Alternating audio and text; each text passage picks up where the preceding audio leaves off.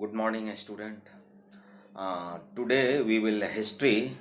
Today we will study history. Okay, chapter 3, the Delhi Sultanate. Yeah, in chapter 2 we have already seen about the Prithviraj defeat. Okay, the battle of Taran. Okay, that there were two battle, first battle and second battle.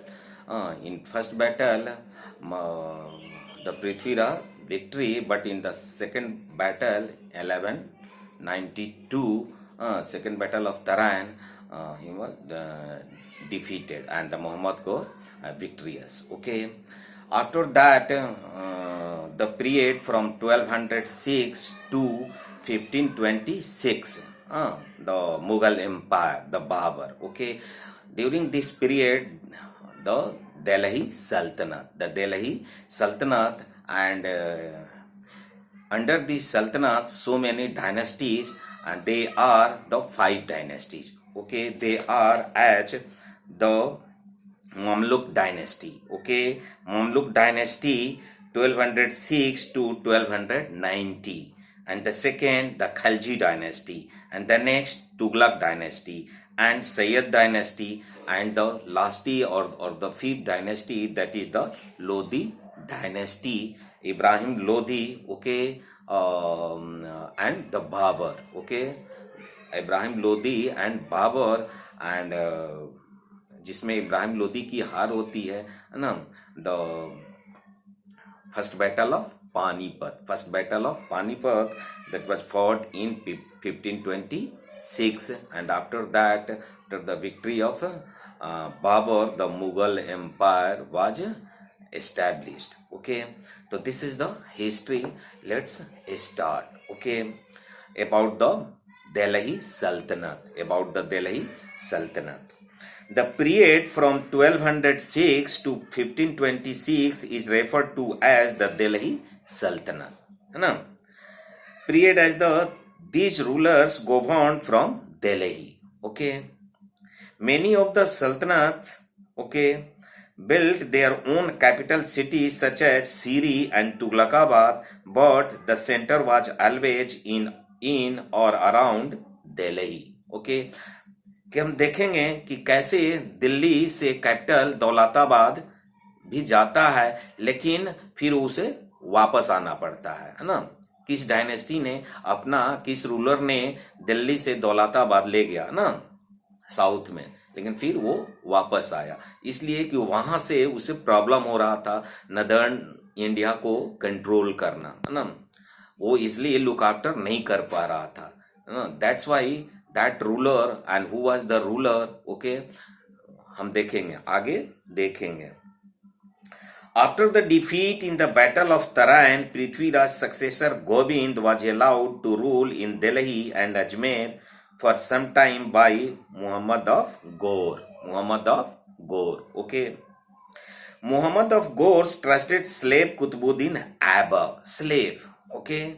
Slave Qutbuddin Aibak was then sent to occupy Delhi in 1192.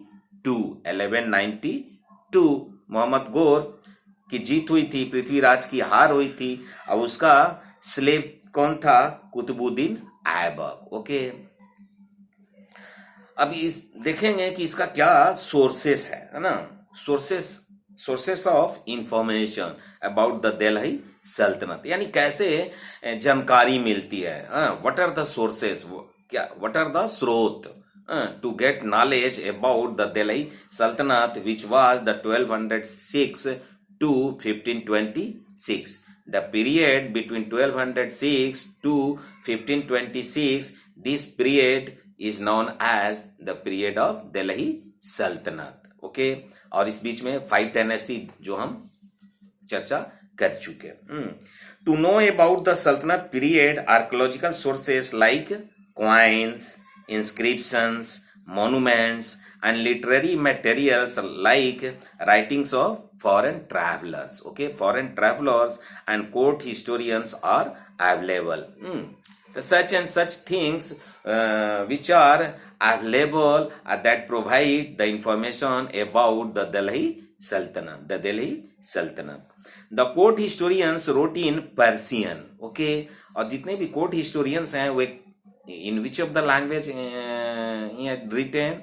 In Persian, the official language of the Sultanate period, है ना. और Sultanate period का वो official language हुआ करता था Persian. That's why the court historians written in Persian. The histories they wrote were called tarikhs. The histories they wrote, who wrote the court historians, है ना, were called tarikhs. And Ibn Battuta, he was the foreign travelers. Ibn Battuta Rehla gives us information about the Tughlaq period. तो जो रेहला जो Ibn Battuta द्वारा लिखा गया रेहला, है ना, उससे हमें सूचनाएं मिलती हैं, इंफॉर्मेशन मिलती हैं अबाउट द तुगलक डायनेस्टी. तो लाइक दैट ना Ibn Battuta other were also the court historians. Okay, अब हम बात करेंगे स्लेव और ममलुक डायनेस्टी, है ना.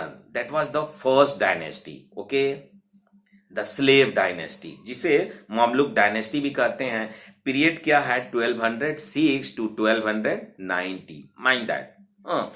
तो देयर वर द 5 डायनेस्टीज, है ना, अंडर द दिल्ली सल्तनत, and first was slave dynasty, which is also known as the Mamluk dynasty. That period is 1206 to 1290. That's clear. The first dynasty of the Delhi Sultanate was called the slave or the Mamluk dynasty. The word Mamluk means the warrior slaves. Okay, Mamluk से क्या तात्पर्य है? The warrior slaves. Warrior, है ना, योद्धा, you know, warrior slave. The important rulers of this dynasty had been slaves before they became sultans. Okay, यानी सुल्तान बनने से पहले, है ना, रूलर बनने से पहले वो क्या थे? स्लेव्स थे, है ना. The founder of this dynasty was Qutbuddin Aibak. Okay, who founded this dynasty, the slave dynasty? Qutbuddin Aibak, and he was slave of the Mohammad Ghor. Okay, who had been Mohammad of Ghor's slave. Mohammad Ghor का स्लेव था. Muhammad of Ghor died in 1206 without specifying who would succeed him, है ना. 1206 में उसकी death हो जाती है ना, लेकिन वो स्पेसिफाई नहीं कर पाता था कि after his death who would be the ruler. Okay, तो so this led to clashes. Okay, this led to the clashes between his 3 leading slaves. 3 slaves थे, उसमें conflict होता है to become the ruler, and ultimately Qutbuddin Aibak became the ruler. Okay, construction of the Qutub Minar and the Quatul Islam Mosque started during Aibak's region. ना, उसी ऐबक के reason में कुतुब मीनार का construction शुरू होता है. He died accidentally in 1210 within just 4 years of getting power. और 1210 में कुतुबुद्दीन ऐबक की डेथ हो जाती है ना. कुतुब मीनार का कंस्ट्रक्शन उसने शुरू कराया लेकिन पूरा नहीं करा पाया. इन द मीन टाइम उसकी डेथ हो जाती है 1210 में ना. तो 1211 में दूसरा रूलर बनता है ना. That's name is the Iltutmish, है ना. After Qutubuddin Aibak under the slave dynasty, the second ruler was the Iltutmish. Okay, Iltutmish may be considered the real founder of the Delhi Sultanate. Okay, he was Aibak's slave and son-in-law. Okay, वो इल्तुतमिश क्या था? ऐबक का slave भी था, and he was son-in-law. You know what is son-in-law? दामाद. Oh, you know.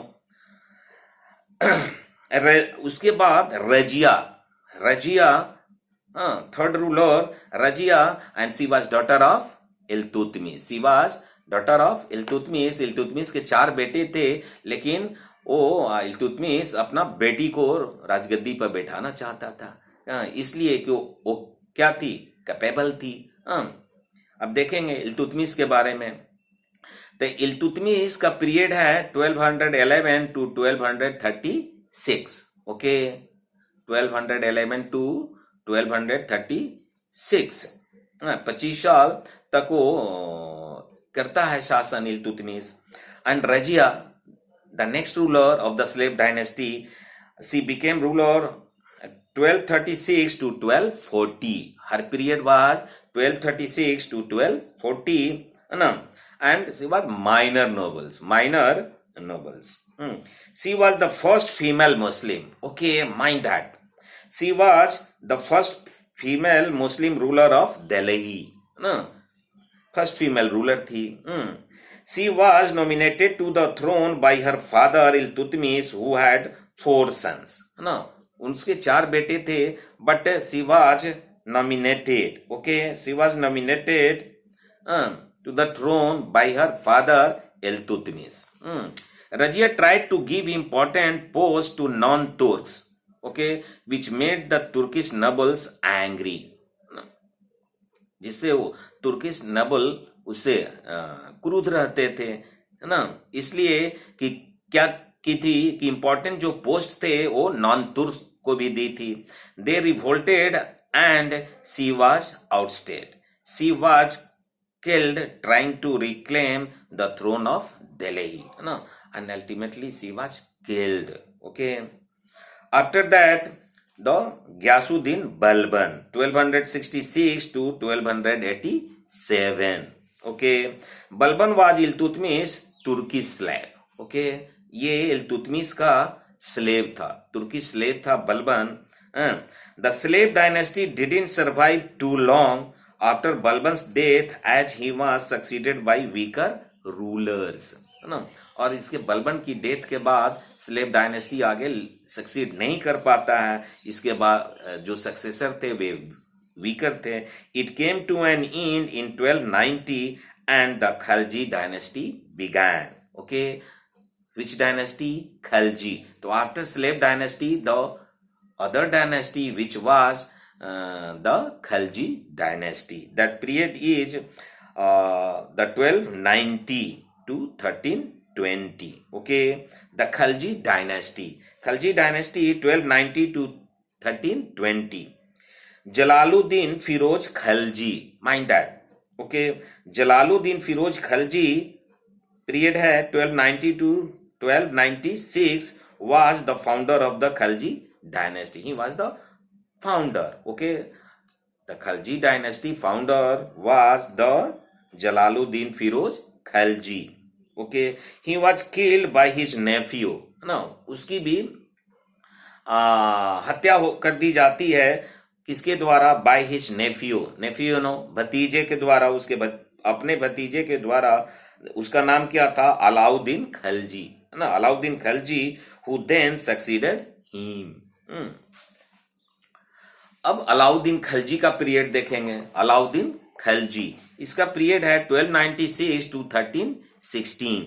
He was the most famous of the Khalji rulers. He established a vast empire in India. Okay, who? The Alauddin Khalji. The city of Siri was built by him. Mind that. The city of Siri. Okay, the city of Siri, which was built by him. By whom? Alauddin Khalji. Okay. Alauddin conquered Gujarat and Malwa, which gave him control over the western seaports. Okay. वहां तक वो conquered किया, है ना, अपना दायरा वहां तक वो expand किया. He captured Ranthambore and Chittor. Okay, Ranthambore and Chittor in Rajasthan. Alauddin paid his soldiers in cash. आगे देखेंगे. Alauddin paid his soldiers in cash. Cash में अपने सोल्जर्स को पे करता था. He organised a permanent standing army. Okay, ये उसका feature था उस रूलर का. Which no sultan of Delhi had done yet. यानी आज तक ऐसा दिल्ली के कोई भी सुल्तान ने ऐसा नहीं किया था. कि क्या नहीं किया था? He organise a permanent standing army. Permanent standing army. Who? Alauddin Khalji.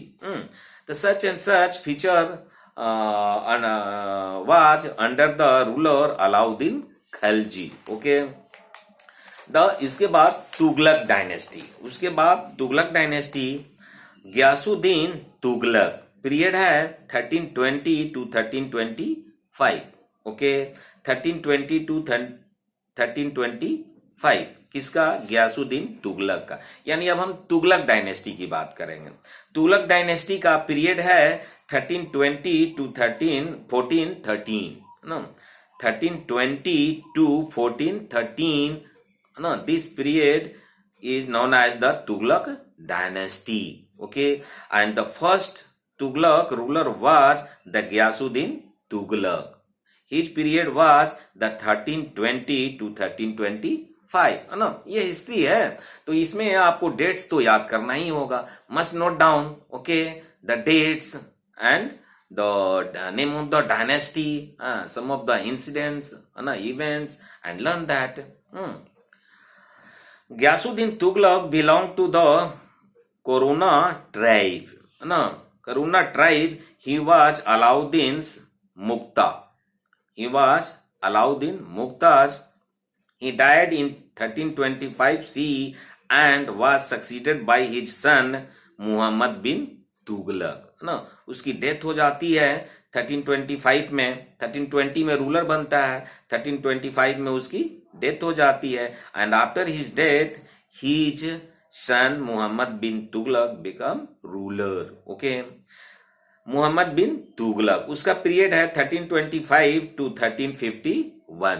यानी 1325 से 1351 के बीच गयासुद्दीन तुगलक जो फाउंडर था ना तुगलक डायनेस्टी का, उसका बेटा जिसका नाम मुहम्मद बिन तुगलक है ना, उसका काल है, राजकाल है 1325 to 1351.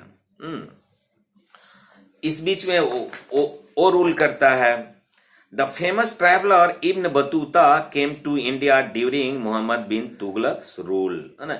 इसी के राज्यकाल में जो फॉरेन ट्रैवलर था इब्न बतूता, है ना. Ibn Battuta, it is a famous name, है ना. फॉरेन ट्रैवलर्स, वो भारत आता है. Rule and was a member of his court for some times. है ना. उसके कोर्ट में कुछ दिन तक वो मेंबर रहता है. कौन? इब्न बतूता. मोहम्मद बिन तुगलक का और विशेषता की हम चर्चा करेंगे. क्या? कि one of his most controversial steps was the shifting of the capital from Delhi to Devagiri. Okay. Delhi to Devagiri. Who shifted the capital from Delhi to Devagiri? Muhammad bin Tughlaq. Must learn that. Okay. यानी दिल्ली से राजधानी देवागिरी कौन ले गया? मोहम्मद बिन तुगलक. इब्न बतूता किसके राजकाल में आया? मोहम्मद बिन तुगलक. ओके. एंड ये देवागिरी कहाँ है? देवागिरी इन द डेक्कन, है ना, दक्षिण में है. विच ही रीनेम्ड दौलताबाद. विच ही नेम्ड दौलताबाद. और जिसे उसे नाम दिया क्या? दौलताबाद. देवागिरी को रीनेम्ड किया दौलताबाद. कौन? मोहम्मद बिन तुगलक. तो सो मस्ट लर्न दैट, है ना. तो such and such information, that is the historical information, that is need to learn that. Okay. Daulatabad. The reason behind the transfer of the capital was to have greater control over the southern regions. Now, क्यों ले गया ना? तो अपना reason बताता है कि वहां से आसानी से नियंत्रण में हो पाएगा. यानी जो सदर्न रीजन है, डेक्कन रीजन है, वहां से देवागिरी से इजिली एडमिनिस्टर्ड और कंट्रोल, है ना. That's why have greater control over the southern regions and Daulatabad was more centrally located for that then Delhi, है ना. That's why he shifted his capital from Delhi to Daulatabad. Okay. According to experiment by Muhammad bin Tughlaq was the introduction of token currency. Token currency भी उसने चलाया था. किसने? मोहम्मद बिन तुगलक ने. Token currency जिसमें silver नहीं, क्या कॉपर, यू नो ना. Muhammad bin Tughlaq was unpopular with the ulmas as he was friendly with Jains and Hindus, है ना. वो क्या था, सेकुलर टाइप का ये था, है ना. उल्मा में उसका ये नहीं थी, है ना, पैट नहीं थी, पहचान नहीं थी, है ना. वो किस और जैन को और हिंदूज को प्रायोरिटी देता था, है ना. सेकुलर टाइप का वो, he was the ruler. Okay. Next ruler is the Firoz Shah Tughlaq. The period is 1351 to 1388. Muhammad bin Tughlaq was succeeded by his cousin. Okay, Muhammad bin Tughlaq का cousin था क्या, Firoz Shah Tughlaq. He collected jizya, है ना. Firoz Shah Tughlaq collected jizya, a tax which all non-Muslim had to pay. जिजिया क्या था, non-Muslim had to pay, okay, from the Brahmins as well, और उसमें ब्राह्मण भी, ठीक ना. यानी नॉन हिंदू में जो एक टैक्स पे करना था, that is known as the jizya, that was introduced by the Firoz Shah Tughlaq, and Brahmin was also included. Okay. They were generally exempted from the paying this tax. Naturally obviously कि ब्राह्मण को टैक्स नहीं देना होता था ना, लेकिन ये क्या किया मोहम्मद बिन फिरोज शाह तुगलक, उसमें उनको भी इंक्लूड कर लिया था. Firoz Shah Tughlaq is also known for his interest in public works ना. पब्लिक वर्क्स के लिए वो जाना जाता है. ही बिल्ड कैनाल्स, और क्या क्या किया, he built canals, wells, tanks, hospitals, rest houses and educational institutions. यानी पब्लिक वेलफेयर के लिए, पब्लिक कम्युनिटीज के लिए जो चीजें जरूरी है, उस चीजों का उन्होंने निर्माण करवाया. किसने, फिरोज शाह तुगलक ने. Okay.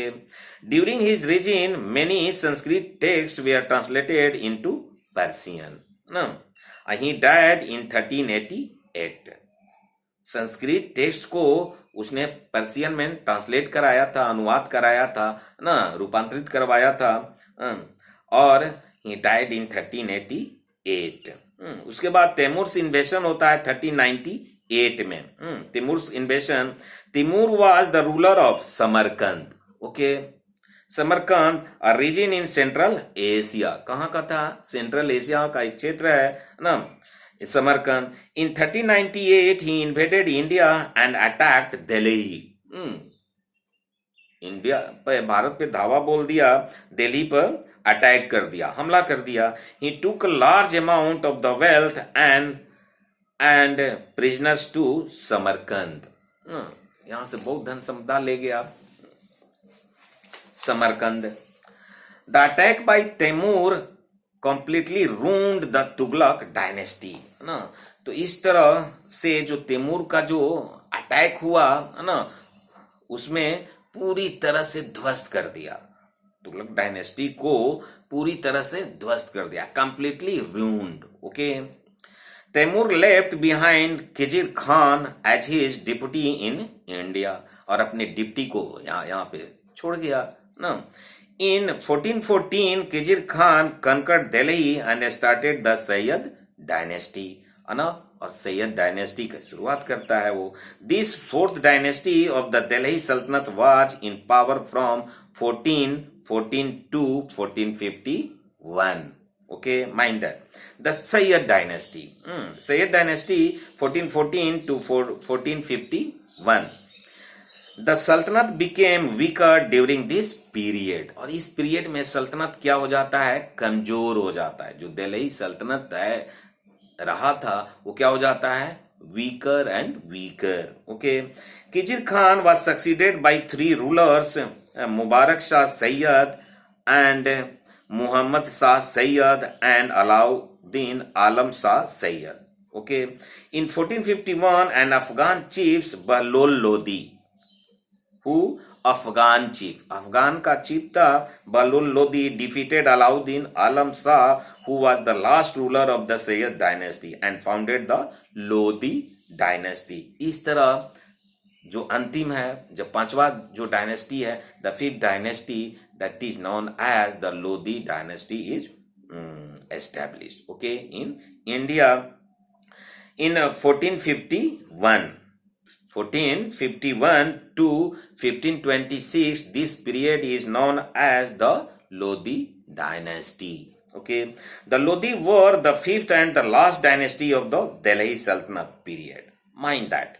Okay, they issued coins and standard of measurement which were used till Mughal times. No, यानी लोधी डायनेस्टी ने क्या किया, क्वाइंस को इशू कराया and standard of measurement, okay, माप तौल का एक स्टैंडर्ड मेजरमेंट था उनके काल में, जो टिल द मुगल एम्पायर तक वो लागू रहा. In 1526 the first battle of Panipat, mind that, okay, Panipat was fought between Ibrahim Lodi and Babur. Ibrahim Lodi and Babur के बीच युद्ध होती है. बाबर द मुगल, ना, Afghan. Babur was a descendant of Timur and the ruler of Fergana in central Asia. Okay, in this battle Babur emerged victorious and Ibrahim Lodi was killed. ना, Ibrahim Lodi was killed in that battle. Which of the battle? The first battle of Panipat. When that was fought in 1526. Learn that. He is the only Sultan of India to die in a battle. He was the only Sultan who died during battle. Okay. With Ibrahim Lodi's defeat, the rule of not just the Lodis, mind that. With Ibrahim Lodi's defeat, the rule of not just the Lodis but also that of the Delhi Sultanate came to an end. इस तरह दिल्ली सल्तनत का अंत होता है when Babur established the Mughal dynasty in India. ना, जब बाबर के द्वारा मुगल शासन की स्थापना होती है और लोधी वंश का अंत होता है. ठीक है, अब देखेंगे ये कि some important development of the sultanate period, है ना, कि कौन ये 5 डायनेस्टी था, तो कुछ इंपॉर्टेंट क्या क्या डेवलपमेंट हुआ in which of the period. तो some are the important. They are under Alauddin Khalji and Mohammad Tughlaq the empire expanded further. ना, ये दोनों के काल में एम्पायर क्या हुआ, है ना, एक्सपेंड किया. By the end of Muhammad bin Tughlaq regime, a large part of the subcontinent had come under the rule of the Sultanate. है ना, तो such and such feature. अब देखेंगे सुल्तान. The Sultan was initially just a secular ruler. Eventually, he became the sole head of a state, army and judiciary. During the Sultanate period, there was no clear rule of succession. Okay, उसकी एक खास हम विशेषता देखते हैं, है ना, कि क्या, कि there was no clear rule of succession. उत्तराधिकार का कोई स्पष्ट नियम नहीं था. दिल्ली सल्तनत के काल में कौन उत्तराधिकारी बनेगा, there was no clear conception. Okay, which means that after the death of a king, his eldest son didn't automatically succeed him to the throne. Okay, तो ये सब उसकी विशेषता रही है. किसकी? द दिल्ली सल्तनत की. अब हम उसके एडमिनिस्ट्रेशन को देखें कि दिल्ली सल्तनत में का एडमिनिस्ट्रेशन कैसा था. The sultan had absolute control in matters of administration, है ना, उसी के कंट्रोल में था अजोल. ही वॉज असिस्टेड, और उसको असिस्ट कौन करते थे, है ना, he was assisted by a group of nobles, है ना, नोबल्स उसको असिस्ट करते थे. Some of the important officials were the wazir. वाजीर उस नोबल्स में पहला स्थान किसका है? वाजीर का. And the next ariz mumalik, है ना, अरीजी मुमालिक. And the third wakil dar and अमीरी हाजीब. अमीरी हाजीब, है ना, मुस्लिम नेम है ना, इस्लामिक नेम है. The wazir was given the duties of the prime minister. Okay, प्रधानमंत्री का जो ड्यूटी होता है वो वजीर को दिया जाता था. द वजीर along with his deputies look after the supervise the income. Okay, expenditure, income, क्या क्या सुपरवाइज करता था? Income, expenditure and collection of revenue, ये वजीर को काम देखना होता था. Ariz mumalik was in charge of the army. अरिजी मुमालिक क्या था? वो आर्मी का इंचार्ज हुआ करता था. along with his deputies appointed, trained, equipped and paid the soldiers. Like that, such and such. The empire was divided into several provinces. Okay, और उस काल में दिल्ली सल्तनत में उसका जो एम्पायर होता था वो सेवरल प्रोविंस में डिवाइड होता था. कॉल्ड सूबाज, उसको सूबा कहते थे. These provinces were divided into six which were then divided into groups. Subas divided into six and six divided into groups of villages called paraganas. The head of the province was the mukti or the iqtidar. So like such and such division under the Delhi सल्तनत. अब economy की चर्चा करेंगे. Economy, अर्थव्यवस्था, यानी कैसा economy था दिल्ली सल्तनत का. Land was the most important source of revenue, है ना. रेवेन्यू का मुख्य स्रोत क्या था? लैंड. ओके, खराज और the tax on cultivation which amounted to about 50%. Okay, agriculture पे 50% of the peasant produce was the most important one. Okay, 50%. अब देखेंगे Alauddin introduced a number of market regulation. Alauddin ने किस तरह से अपने मार्केट का व्यवस्था कराया था. Regulations and reform. He fix the prices of essential commodities, है ना. जो एसेंशियल कमोडिटीज थी उसको प्राइस फिक्स करा दिया था. किसने? अलाउद्दीन ने. ओके, अलाउद्दीन खिलजी. अब हम देखेंगे डिक्लाइन ऑफ द सल्तनत. व्हाई द दिल्ली सल्तनत declined. Okay, the decline of the Sultanate started during the Tughlaq period itself. During the reign of Muhammad bin Tughlaq, a number of revolts broke out in the empire and many kingdoms such as the Bahmani and the Vijayanagar kingdoms came into existence. तो ये kingdoms भी अस्तित्व में आ गए थे. कौन कौन? Bahmani and Vijayanagar. Group such as the Afghans and the Rajput, है ना. दूसरा रीजन सिल्वर का डाउनफॉल का. Group such as the Afghan and the Rajput also came to power at this time, है ना. और इस काल में राजपूत और अफगान भी पावरफुल हो गए थे. He successor Firoz Shah Tughlaq was unable to control the breaking up of the empire. और उस समय जो फिरोज शाह तुगलक थे, he was unable. Okay, he was proved unable to control that breaking of the empire. Finally, in 1526, the rule of the Delhi Sultanate came to an end with the first battle of Panipat. Okay, first battle of Panipat, in which the Babar emerged victorious and laid the foundation of the Mughal empire.